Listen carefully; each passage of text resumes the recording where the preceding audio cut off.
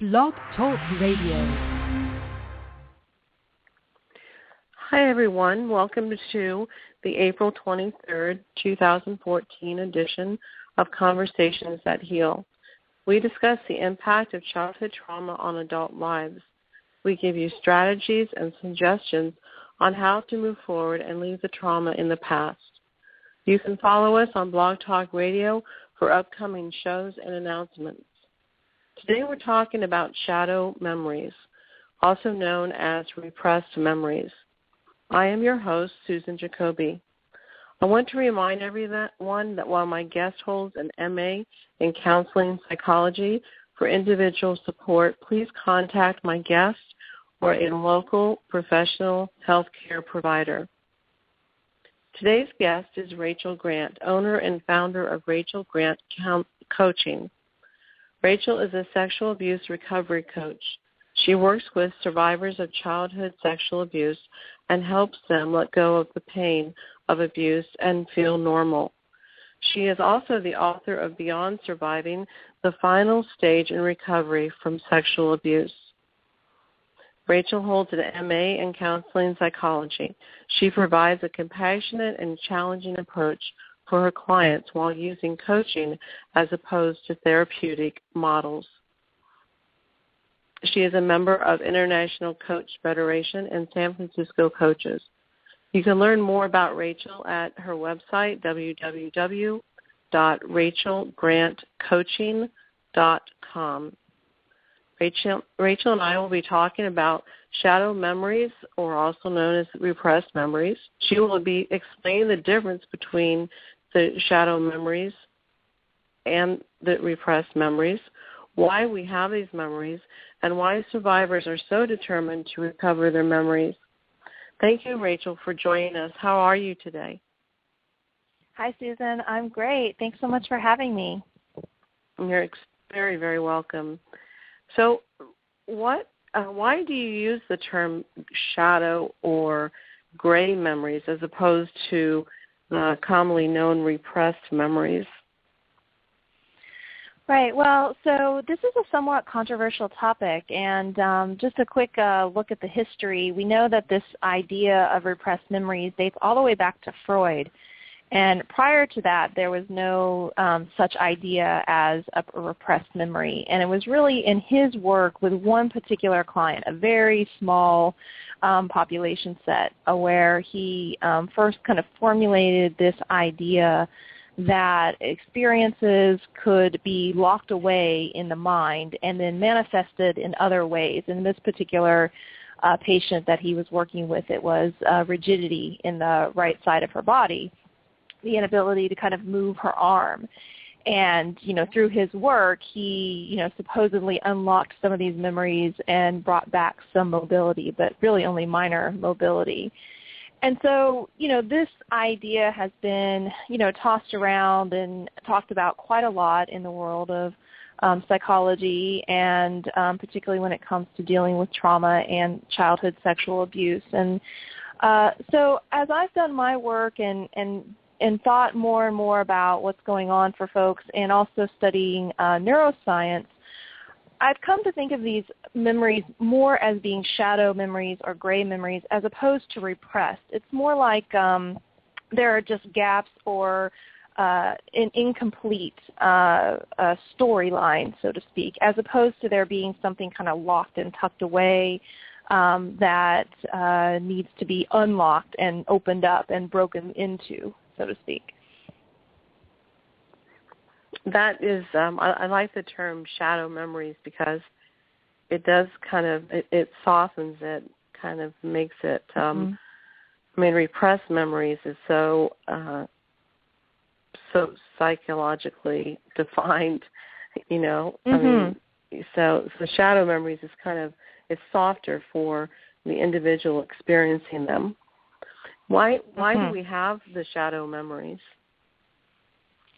Well, the brain is set up to basically create connections as we're having experiences. And as we go through an experience that might be traumatic or stressful or be putting us on kind of high alert, What's happening in the brain is that the amygdala is flooding the system with all sorts of chemicals and information. And so just in some ways, the brain can only capture and hold so much detail at one time, right? And so if the priority for the brain in that moment is to flood the system with, say, cortisol in order to kind of ramp up your bodily responses so that you can protect yourself, then other things are going to get dropped along the way. Details, specifics, those neuronal connections that would normally pick up and hold other information are just not forming because of the brain is being occupied by other information. Not to mention that the brain just in general doesn't necessarily try to capture every single detail in every single experience that we have, right? And so it's more looking for the signs and cues so that it can build a map that we can reference back to. And so if you take, for example, one of the exercises I do with my clients to kind of illustrate this is that if you even go back to one of your most happiest, most wonderful days, right? And you think about that day, and you start with, some generic questions like, okay, well, where was I? You can probably fill in that, big picture question. All right, I was, graduating from high school, for instance. Okay, great. Where were you? Well, I was on the lawn of our, football field. All right, who was the principal? Okay, I remember him. I don't really remember his name, but he looked like this, and you have some details there. But if you keep going and asking questions along the line, eventually you're going to hit a gap, right? Okay, well, what color was the dress that you were wearing, or who are you sitting next to in the line, right? I can't remember that at all. I don't know about you, but I can't. I'm like, I don't know who was in front of me or who was behind me, right? Exactly. And so what's interesting to me is that we would never, because we can't remember who stood in front of us and who stood behind us, go and say that memory was now somehow false, fake, made up, just because there were those missing pieces. But for whatever reason, we tend to do that with these traumatic experiences. We start to doubt, well, if I can't figure out exactly where I was and who it was and what was happening, then maybe it wasn't even true. Maybe it didn't even happen. And so what we need to understand is that even in our happiest of experiences, the brain only has the capacity to hold, so much. It holds the most important resonant details, and it drops away everything else. I can understand, what you're saying. It's a lot easier to drop away things that cause pain. And, I know that your brain is like constantly trying to protect you. Would you say that's true? I wouldn't call it protection. I would say it's a response system. The brain has a response system, and so it's prioritizing. And so if knowing who's in front of me and knowing who's behind me is not the most important piece of information that I need to have in that moment, the brain is going to basically drop that away and focus in on the material and information that is more powerful, more resonant, more meaningful, or more connected in a lot of ways to prior experience as well. It's going to tap into, do I already know how this feels? So like when you go through school and you have like your little mini graduation at elementary school, right? And then in middle school you have another little celebration. Your brain is basically starting to notice this pattern of like these types of events in your life. And so it has the road already kind of built. So then by the time you get to the high school graduation and college graduation, it's just kind of dropping in that same information. And it's also getting better and better about figuring out what pieces of that experience you most want to hold on to. It's like the exhilaration, the feeling, the emotion of it, along with maybe who's most important to you in that experience. And so with abuse, especially initial abuse, your brain doesn't have any reference for, the material, so to speak, that's happening, that's being delivered. And so it's looking for what in this instance is the most important thing for me to remember and notice, because that is the thing that I have to reference back to later in order to prioritize what my action should be. in order to cope and respond and behave in a certain way. So why do you think survivors they sometimes feel so adamant about recovering the memories that are the shadow or lost memories? Mm-hmm. Yeah, and so this is definitely something that comes up in my work quite often. I do work with clients who have kind of these gaps in their story and in their experience. And when we first start working, there can be this real need, like, okay, well, as soon as I remember, like, all the details, then I can start my work, right? And so first of all, I just reassure them that you actually don't need to do that. But part of the reason why I think we get driven to that is a couple of things. First, again, like I was saying, there's this idea that if I remember every little piece, it somehow validates the truth of my experience. That if there are gaps, if there are these missing moments, then there's this question mark that comes up about, well, is it really even true? Maybe I'm just making this up, right? And so there's this sense that filling in those gaps makes it more valid. The other piece is that we want to understand why abuse happens. You know, we want to explain it. We want to figure that out. And we can fall into the trap of thinking that if we understand all of the things that happen, that's like the key to understanding lies in these gaps, right? It'll somehow it'll be the aha moment. It'll shed the light on everything as to why the abuser abused me, right? If I can just fill in that piece. And then there's that piece of thinking, well, maybe I can't even get better. If I don't know the whole story, if I don't have all of the information, how can I really heal? So those are kind of the three main reasons and kind of traps that people fall into when it comes to this area of kind of recovering memories that can really impede or kind of stop their progress in their journey of recovery. You know, as you were talking, I was thinking as far as like figuring it out, I have spent years, like I'm sure many other survivors have, you know, trying to figure it out, trying to make sense of it. And one thing that I use to convince myself that I have figured it out is the old, well, it must have been my fault. Because if it was my fault, then I did X, so therefore I get Y. You know, it's just another way I think that we can protect ourselves from realizing the truth.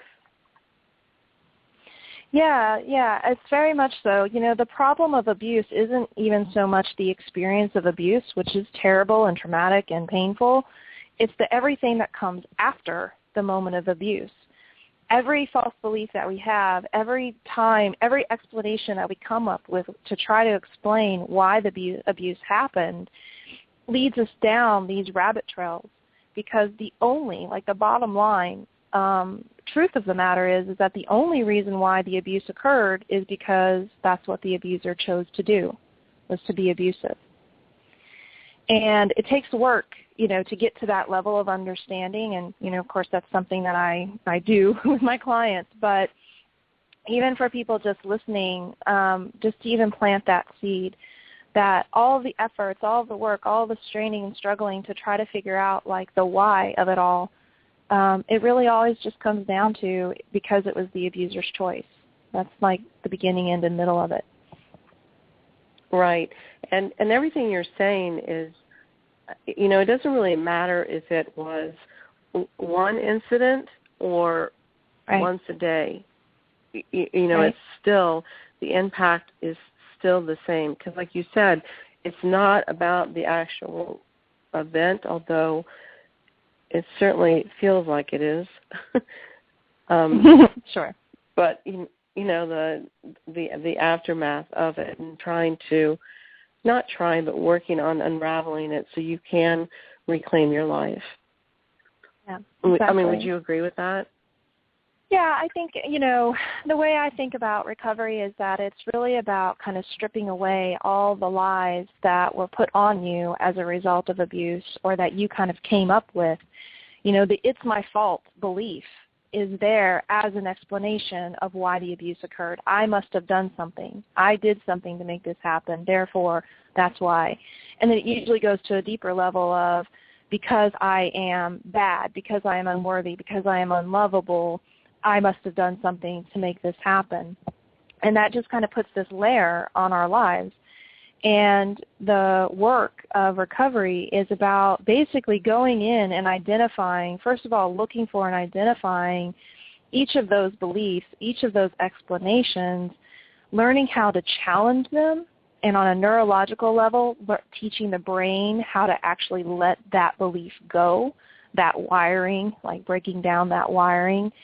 And then once you strip that away, you're then able to step into like new possibilities and really come into being yourself and who you were really supposed to be before that layer of abuse, so to speak, was kind of put on you. Right. And those thoughts of like I'm bad, I'm unworthy. Those are all shame. That's all shame. And and that shame is it's very hard to remove it from your it's like you're like a sponge. I mean, that's how I feel, like, I'm a sponge of shame, and I'm picking up,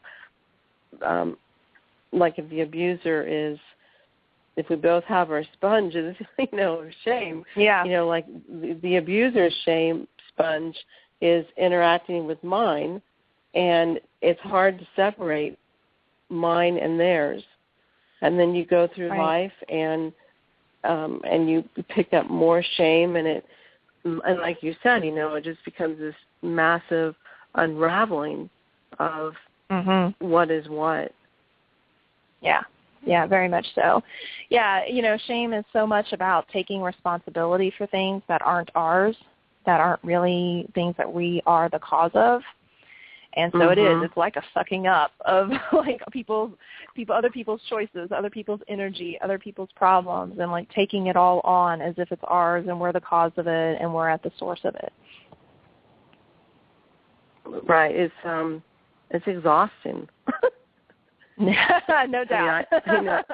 I have found it to be exhausting, and it's freeing when you realize the truth.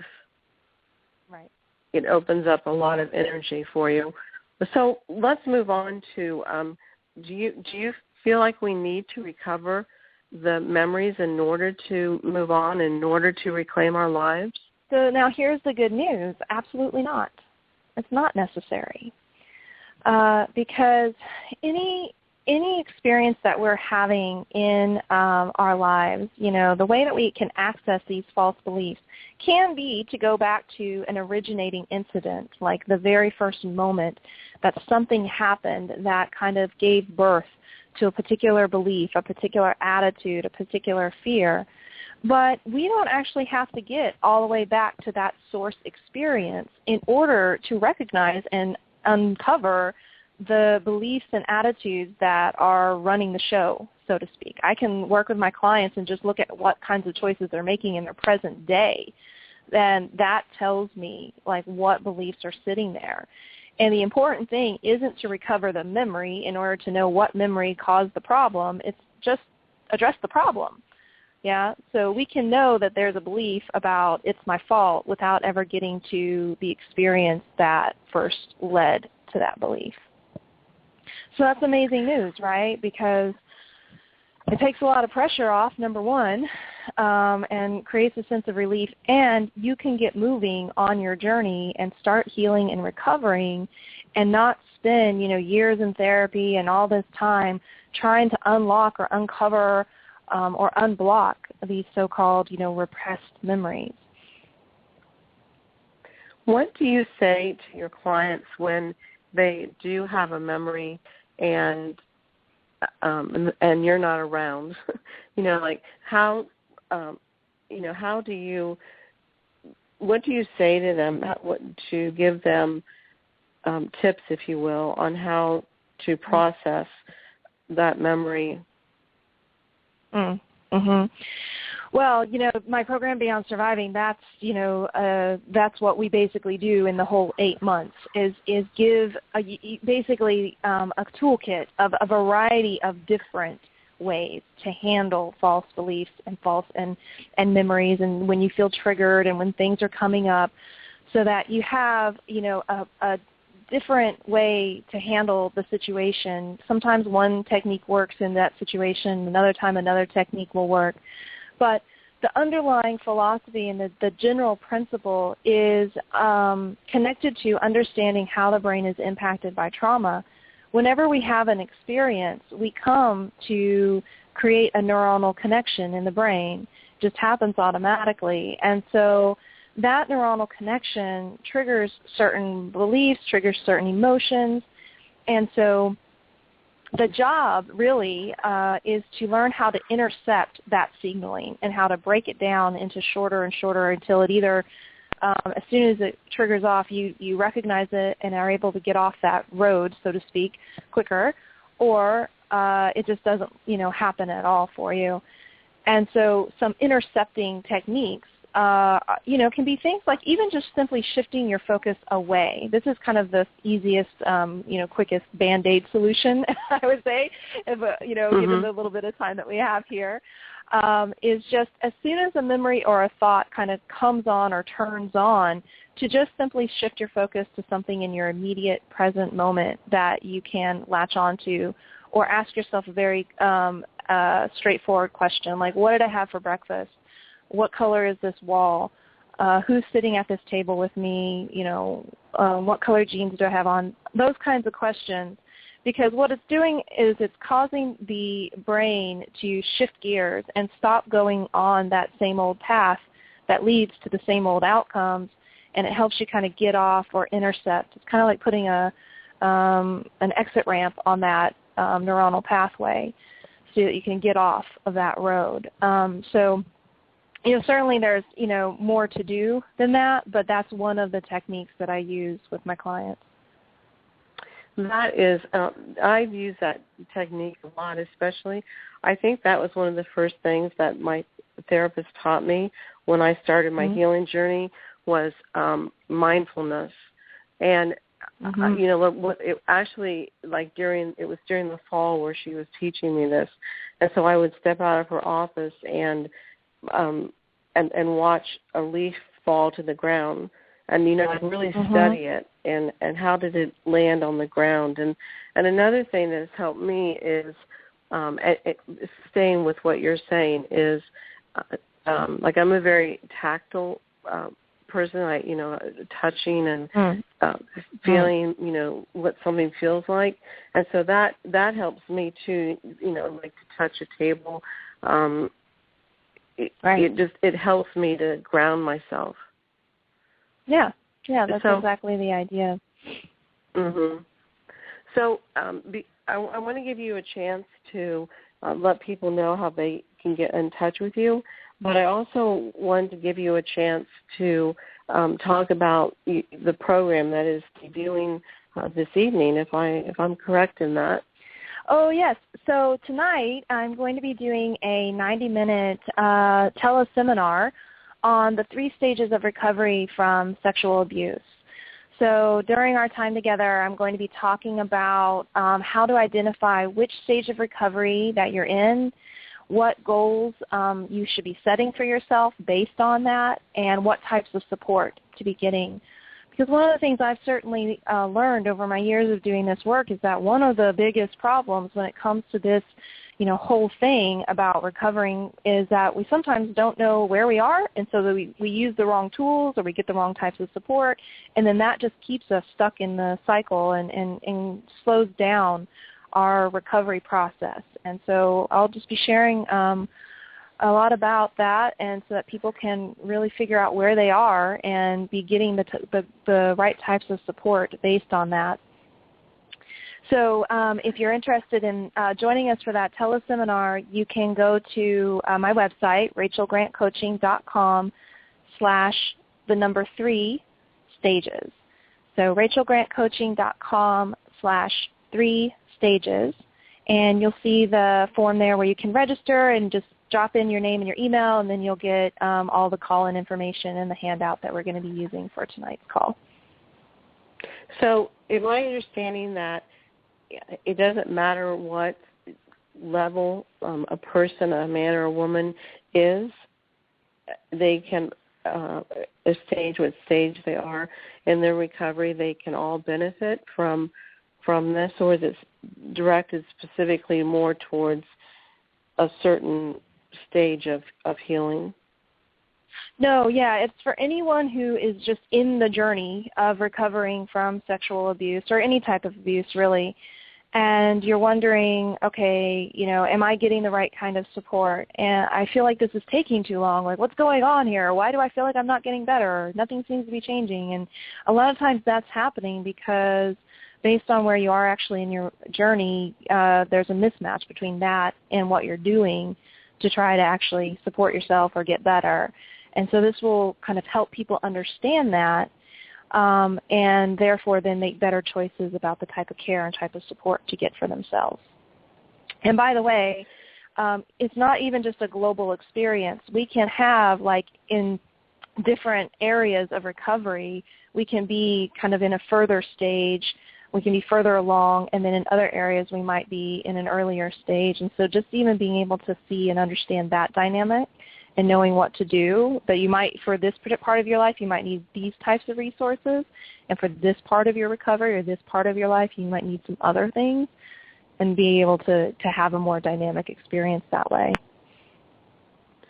So how do you find, like if somebody is in their beginning stages and then there's somebody who is in the middle or the end, does the person in the beginning stages, like if I were taking that class and I were in my beginning stage, and then there's someone else who is in their ending, or, well, there's never really an end to this, but I would feel like I would start judging myself a lot, and that they're better than I am, or they're further along than I am.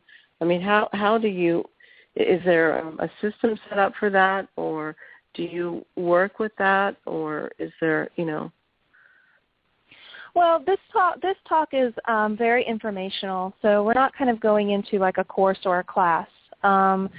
So it's really about being able to listen for kind of where you are, and if you are in the early stages, getting a sense of what the next steps and what the next steps are going to look like for you. And if you are further along, understanding, okay, this is great. I've covered this part. I've been there, done that, and now I'm ready for this next piece. This is one of the things that survivors of abuse often do, is fall into this comparison trap, right? Like, well, I should be healed by now. I should be better by now. And, I think, right?